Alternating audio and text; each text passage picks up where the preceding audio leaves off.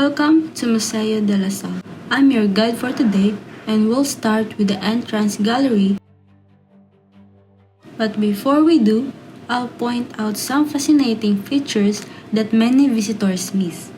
As you look around this room, notice the details that tell the story of its original purpose and the people who once used this space. So a wooden desk is a classic piece of furniture that appears across many historical and educational settings. Now, we move to Spanish colonial style dining table. A Spanish colonial style dining table combines European colonial design vocabulary with local Filipino woodworking traditions. These tables typically have a rectangular or slightly rectangular top with a substantial grounded presence. So that is all about the first area.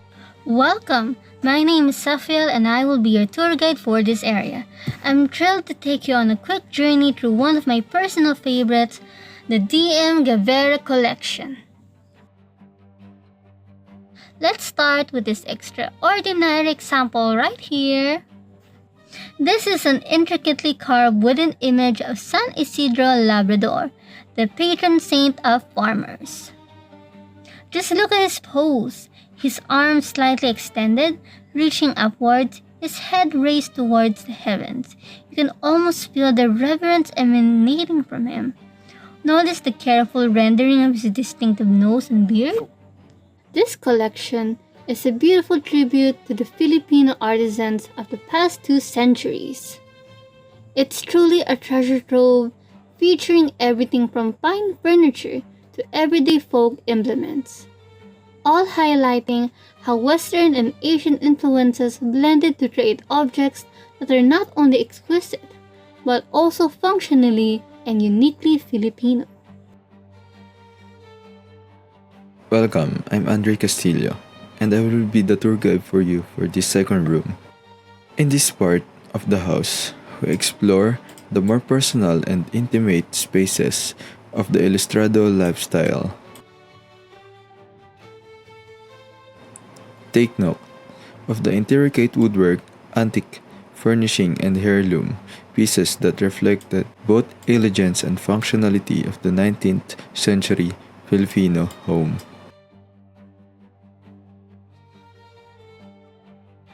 Each item you see here tells a story, not just for a wealth, but of culture, family, traditions, and every life of our ancestors. Feel free to look around and imagine what life was like during this period.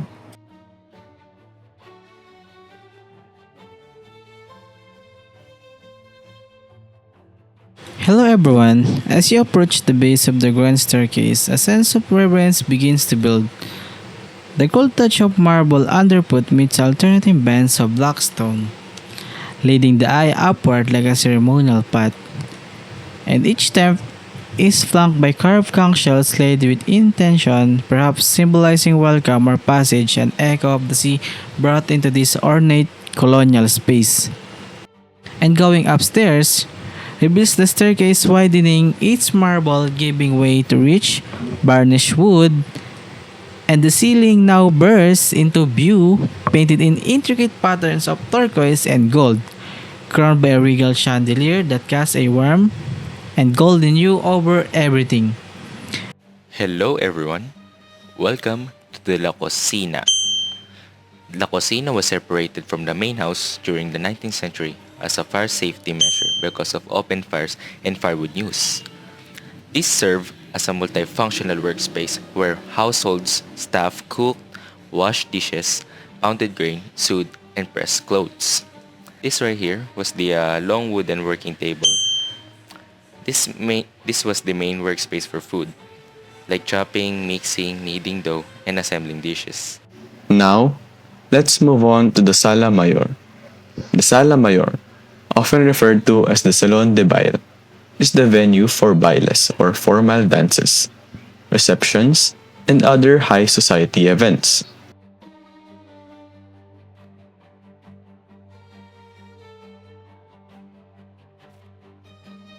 In the Sala Mayor, we can observe the 19th century oil portraits of Don Jose Leon Santos and Doña Ramona Joven by painter Simon Flores y de la Rosa, a miniaturist and a portrait artist, which was the first Filipino of native blood to win a prize from an international competition.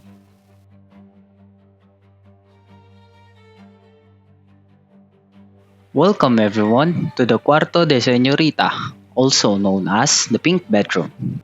A defining feature of this space, reflecting the Spanish period lifestyle, is the presence of two separate beds. This setup signifies that married couples during that era did not sleep side by side, as it was considered more proper and modest. So going up, I'll explain to you the ceiling of this beautiful room. It is part of the museum's effort to preserve the materials that was used in here. So shout out to the people who did this. Actually, the Museo de la Salle is like a replica of Bahay na Bato.